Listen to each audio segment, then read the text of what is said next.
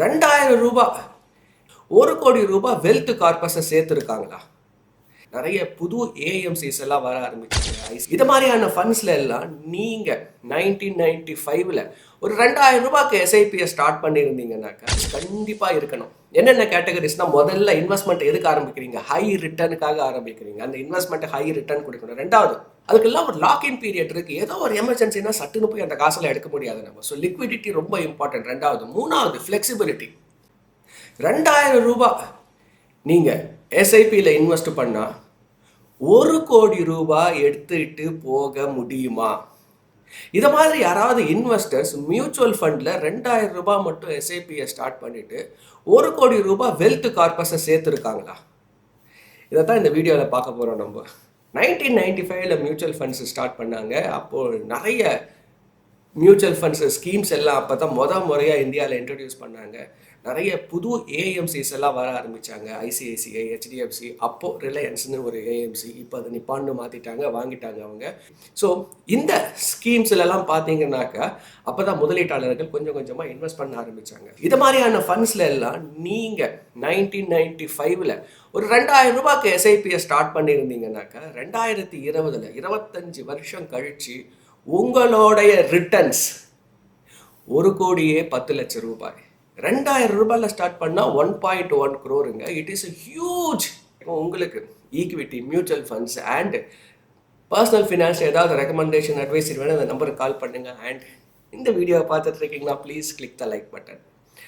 ஒரு பெரிய wealth corpus மட்டும் இல்லைங்க, நீங்கள் ஒரு லம்சம் இன்வெஸ்ட் பண்ணால் கூட ஒரு ஈக்விட்டி ஸ்டாட்டிஸ்டிக்ஸ் என்ன சொல்கிறாங்க அப்படின்னாக்கா, லாஸ்ட் 10 இயர்ஸில் யாரெல்லாம் ஈக்விட்டி இண்டெக்ஸில், நார்மல் இண்டெக்ஸில் இன்வெஸ்ட் பண்ணியிருந்தா கூட ட்ரிப்பிள் பண்ணுறதுக்கு 85% பாசிபிலிட்டி. சாதாரணமாக இண்டெக்ஸில் இன்வெஸ்ட் பண்ணியிருந்தா கூட உங்கள் மணி என்ன ஆகிடும்னா 10 வருஷத்தில் ட்ரிப்பிள் ஆகிடுது.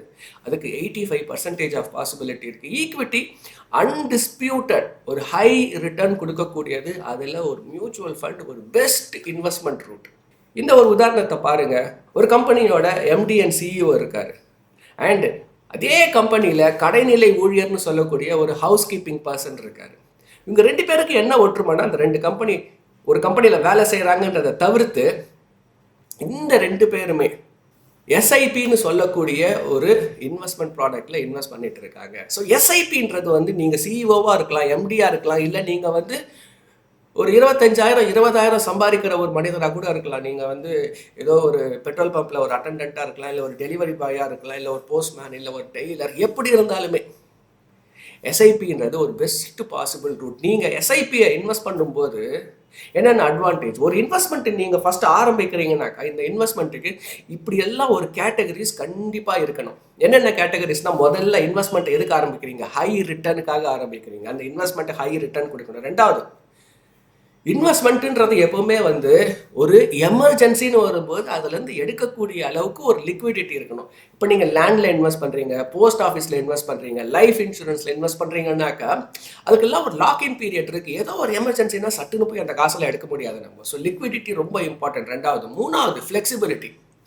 இதே மாதிரி என்னன்னாக்கா இந்த லைஃப் இன்சூரன்ஸ் ஸ்கீம்ஸு, இந்த பிபிஎஃப், இதெல்லாம் பார்த்தீங்கன்னாக்கா தொடர்ந்து நீங்கள் அந்த போஸ்ட் ஆஃபீஸ் ஸ்கீம்லாம் நீங்கள் இன்வெஸ்ட் பண்ணிக்கிட்டே இருக்கணும். நீங்கள் இப்போ நீங்கள் லைஃப் இன்சூரன்ஸை எடுத்துட்டீங்க, இந்த லைஃப் இன்சூரன்ஸில் அடுத்த வாட்டி ப்ரீமியம் கட்டலைன்னா என்ன ஆகும்? அவங்க பெனால்ட்டின்னு போடுவாங்க. ஸோ இட் இஸ் ஒரு ஃப்ளெக்சிபிலிட்டி இல்லை, ஒரு கன்வீனியன்ட் இல்லை. அதில் இன்க்ரீஸ் பண்ண முடியாது, டிக்ரீஸ் பண்ண முடியாது. ஸோ மூணாவது ஃப்ளெக்சிபிலிட்டி, கன்வீனியன்ட். நாலாவது சேஃப்டிங்க.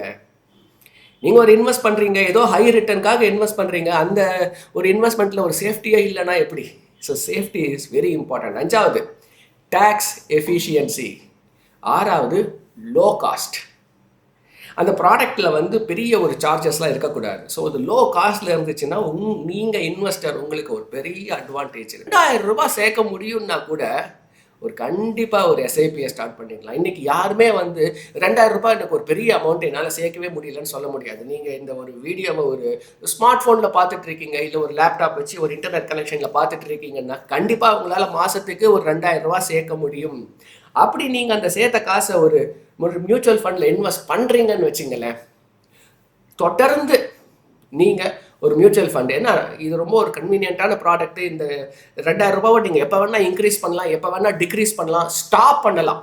இந்த 2500 ரூபாவா கூட நீங்கள் குறைச்சிக்கலாம், 2500 4000 கூட இன்க்ரீஸ் பண்ணிக்கலாம். அவ்வளோ ஒரு கன்வீனியன்ஸை கொடுக்குது இது.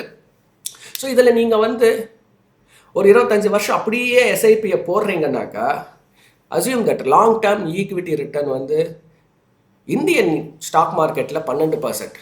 ஸோ ஈக்விட்டி கொடுக்கக்கூடிய ரிட்டர்ன், இண்டெக்ஸ் கொடுக்கக்கூடிய ரிட்டர்ன் 12%ங்க. 2000 ரூபாவை நீங்கள் அடுத்த 25 வருஷத்துக்கு இன்வெஸ்ட் பண்ணிங்கன்னா நீங்கள் எடுத்துக்கிட்டு போகக்கூடிய மெச்சூரிட்டி எவ்வளோன்னு பார்த்தீங்கன்னா 64 லட்சங்க.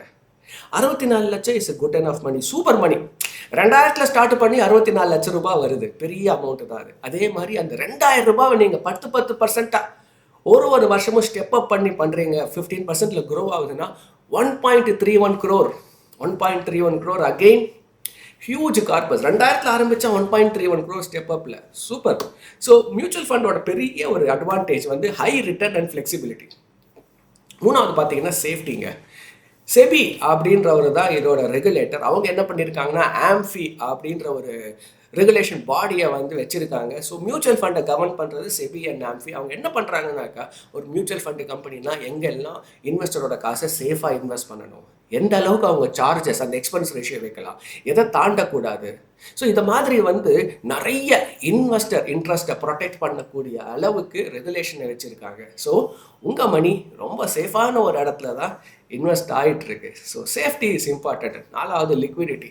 நீங்கள் மியூச்சுவல் ஃபண்டில் நார்மல் ஓப்பன் எண்டட் ஸ்கீமில் இன்வெஸ்ட் பண்ணும்போது எப்போ வேணாலும் விட்ரா பண்ணலாம். அந்த கம்ப்ளீட் கண்ட்ரோல் அந்த இன்வெஸ்ட்மெண்ட்டை பொறுத்த வரைக்கும் உங்ககிட்ட தான் இருக்கும் அது. ஸோ இன்வெஸ்ட் பண்ணிங்கன்னாக்கா ஏதாவது ஒரு ஃபைனான்ஷியல் எமர்ஜென்சினா விட்ரா பண்ணி அதை யூட்டிலைஸ் பண்ணிக்கலாம். பட் அந்த ஒரு ஆட்டிடியூட் வச்சுக்காதீங்க. Invest it for 25 years 20 years long டேர்முக்கு. பட் அட்வான்டேஜ் இருக்குது, லிக்விடிட்டின்ற அட்வான்டேஜ்.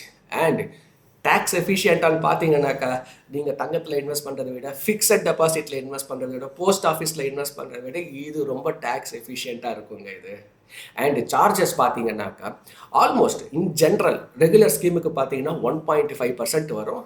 டைரக்ட் ஸ்கீமில் பார்த்தீங்கன்னா 0.5 to 1% டிபெண்ட்ஸ். ஸோ இது எல்லாமே பார்த்தீங்கன்னா ஒரு இன்வெஸ்டருக்கு ரொம்பவுமே காம்படேட்டிவ் அட்வான்டேஜ் கொடுக்கக்கூடிய ஒரு ப்ராடக்ட் எஸ்ஐபி. பாருங்க, 2000 ரூபாயில் ஆரம்பிச்சிங்கன்னா கூட ஒரு 1 கோடி ரூபாய்ன்றது நீங்கள் கண்டிப்பாக சேர்க்கக்கூடிய அளவுக்கு எஸ்ஐபியில் பாசிபிலிட்டி இருக்குது. ஒரு ஸ்கீமை ஸ்டார்ட் பண்ணணும். ஸ்டார்ட் பண்ணி நீங்கள் அதில் இன்வெஸ்ட் பண்ணும்போது தானே அந்த வெல்த் கார்பஸ்ன்றது சேரும். ஸோ இந்த நம்பருக்கு கால் பண்ணுங்கள். உங்களுக்கு மியூச்சுவல் ஃபண்டில் எந்த ஸ்கீமில் எவ்வளோ இன்வெஸ்ட் பண்ணணும், என்னென்ன ஸ்கீம்ஸ் இருக்குது, உங்களுக்கு சூட்டபுளான ஸ்கீம் அது எல்லாத்தையும் உங்களுக்கு வந்து ரெக்கமெண்ட் பண்ணி உங்களோட இன்வெஸ்ட்மெண்ட் ஜேர்னியை எங்ககிட்ட ஸ்டார்ட் பண்ணுங்கள். ஸோ உங்களுக்கு இப்படி ஏதாவது ரெக்கமெண்டேஷன் அட்வைசரி வேணால் அந்த நம்பருக்கு கால் பண்ணுங்கள். அண்ட் ஏதோ புதுசான விஷயம் இந்த வீடியோவில் பார்த்துருக்கீங்கன்னு நினச்சிங்கன்னா please click the like button. இன்னொரு வீடியோவில் இன்னொரு இன்ட்ரெஸ்டிங் இன்ஃபர்மேஷனோட மீட் பண்ணுறேன். See you. Bye bye.